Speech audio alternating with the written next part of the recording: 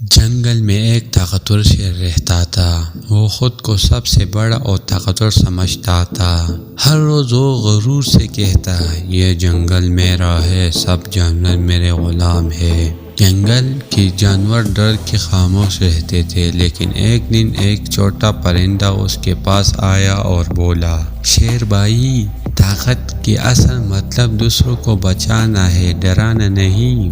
شیر ہنسنے لگا اور کہا، چھوٹے پرندے، تم مجھے کیا سکھاؤ گے؟ میں ایک جھٹکے میں تمہیں ختم کر سکتا ہوں۔ پرندہ خاموش ہو گیا، لیکن اس کے بعد شیر کے دل میں کہی رہی۔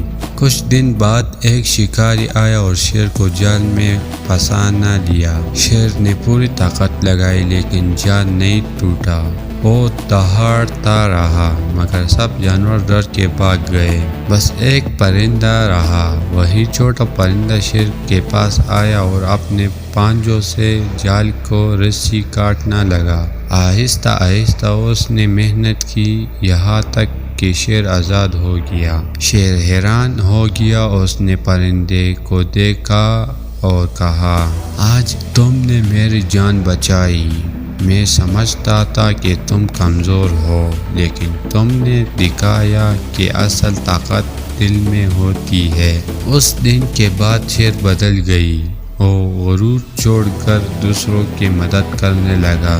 جنگل کے سب جانور خوش ہو گیا اور چھوٹا پرندہ سب کے لیے مثال بن گیا۔